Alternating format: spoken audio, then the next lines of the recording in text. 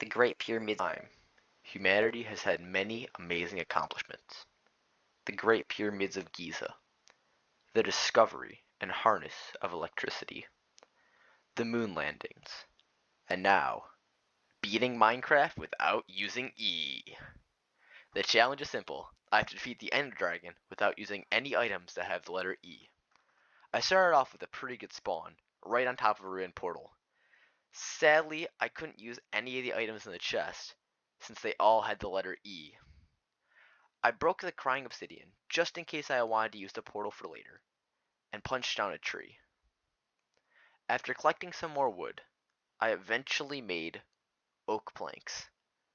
And everything was going perfectly fine until I realized my first hurdle. I couldn't make a crafting table. So, I began my conquest. Getting to the Nether was going to be a huge problem. You could use a diamond pickaxe to collect obsidian to build the portal, but as it had a letter E, it simply wasn't an option. Another way would be to use a bucket to make a speedrunning portal, but it also had a letter E, so it wasn't a viable option. I needed to find a way to get obsidian, but with the two most obvious ways not possible, how? In 1.16, a structure was added in called a ruined portal. It could contain loot, including gold armor, golden food, and most importantly, obsidian. With my goal now in mind, I set out to look for ruined portals.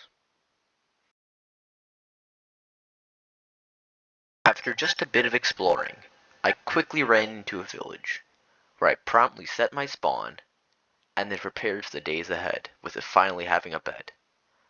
I then engaged in battle with an iron golem. Due to me not having weapon, and the super high defense and health of the iron golem, it took a long time to kill it, but I eventually did, and got it rewarded with 5 iron. After this tedious battle, I eventually ran into another ruined portal, still with no obsidian. Right now, my luck was about average, but you'll see later on in the run, I got pretty bad luck when it came to obsidian. I then ran to a pillager outpost and had to do some extreme parkour to get in, narrowly dodging some guy that looked like my Uncle Larry, trying to sell me some more free candy. I made it up to the top of the staircase, blocking off behind me to make sure no one could follow me, and opened the chest. It had some decent loot, including 2 iron, but most importantly, I found a crossbow, which would be extremely helpful in the dragon fight. Arrows would be a complete another story to obtain, but at least I had the part of projectiles down for this run. I then went for the thing I most was excited for in this part of the pillager outpost, what was in the tent, a crafting table. With this crafting table, I was able to make gear that I wasn't previously able to make due to the fact that I couldn't make a crafting table, as you saw earlier on in the run. Now geared up with an iron sword, boots, and a boat, I set out to find obsidian through ruined portals.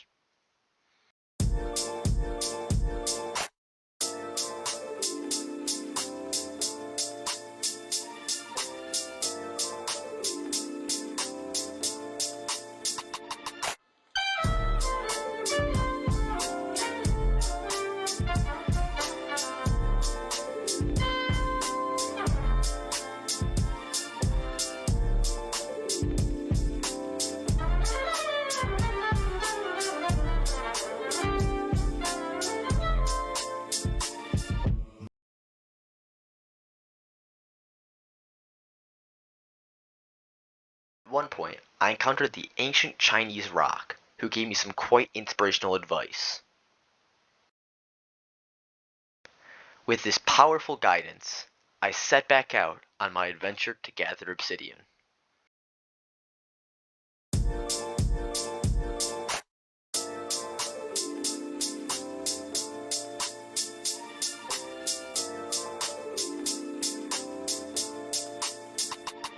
After not too long, I had finally collected enough obsidian to create the portal. I then came to my next problem. How was I supposed to light this thing? People normally would use flint and steel, but due to the letter E, I simply couldn't use it. I was trying to think of other ways I could do it. There was a fire charge in the chest next to me, but I mean, you know the drill. Due to the letter E, I simply couldn't use it.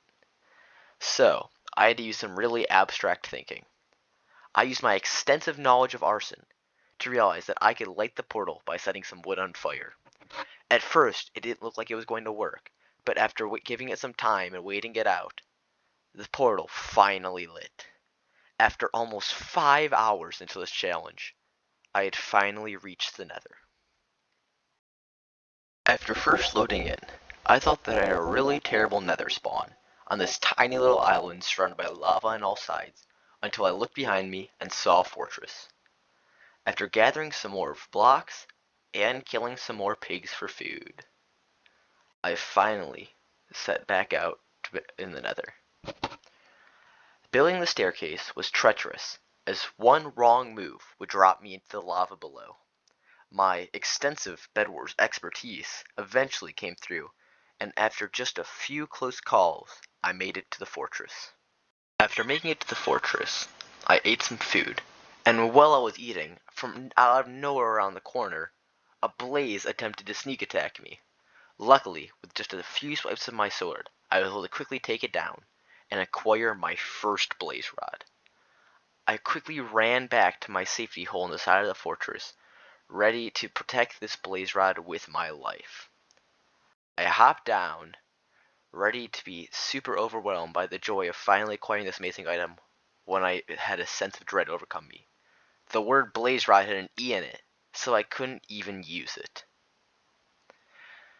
The worst part was, even if I could use it, ender pearls also had an E in them, so I couldn't use them either. Disappointed in a loss of 5 hours, I rode off into lava with the acceptance that this challenge was impossible. Unless the end portal requires the player to put Eyes of Ender into the frames. However, with every frame comes a 10% chance that it's already filled. That's a 10% chance for 1, 1% chance for 2, 0.1% chance for 3, 0.01% chance for 4, and so on. That means that technically, there is a 1 in 1 trillion chance that your world comes with an end portal pre-filled in. The even better news is, even with my terrible luck, I can still have that happen to me. In the world creation menu, there is a place where you can enter a seed which will load a specific world. By inputting a very specific set of numbers, you can guarantee a world with a pre-filled end portal. The challenge was back on. I spawned in a jungle again, and immediately set out in the direction of the end portal. Along the way, I discovered a jungle temple, and decided it was worth checking out. Inside, I found some pretty decent loot, including some iron, gold, bamboo, and even a diamond. After getting the loot and getting out of the temple, I then did the basic survival stuff, including just gathering some wood. After gathering wood, I discovered a pillager outpost. This time, there were no tents with crafting tables, but there still was a chest atop. After blocking off the entrance, and narrowly avoiding my Uncle Larry again, I parkoured up to the top with some flawless precision, made it up to the top, and opened the chest. Sadly, although this chest did contain iron, it didn't have a crossbow. I had to set out to plan B. By luring creepers up snowy mountains and getting them to explode, I could get snowballs, which would be extremely useful in the dragon fight, as I could use them to explode end crystals. After some more trekking, I made my way to a village to set my spawn. I began to dig down to the end portal. I had to punch through a lot of layers of gravel and stone with my bare fist. Eventually, I made it down to the stronghold. The stronghold floor was really scuffed, being almost as inconsistent as my upload schedule. The chest had some decent loot, including 2 diamonds and a golden apple I couldn't even use. I made my way to the end portal and hopped in, ready to take on the dragon. After a little while, my 2 brain cells kicked in, and I realized that the fastest way out of this end stone box was to dig up. I finally got my first look at the dragon. I quickly began taking out the end fillers, one by one.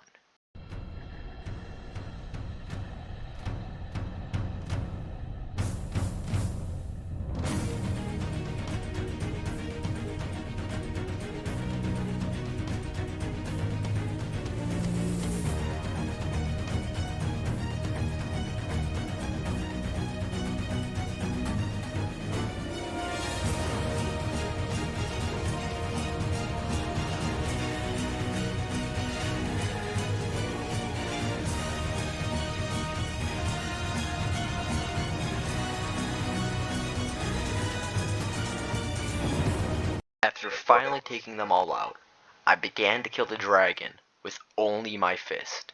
After taking a hit, I felt just about ready to give up. But then I got a vision. I was reinvigorated to continue.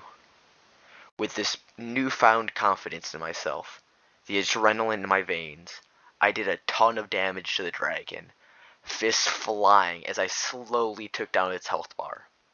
The dragon stood no chance, and I quickly defeated it. Basking in the glory of all that I'd accomplished. I had finally done it. I'd proven my right to be in grade 1's history, learning, and discovery for kids.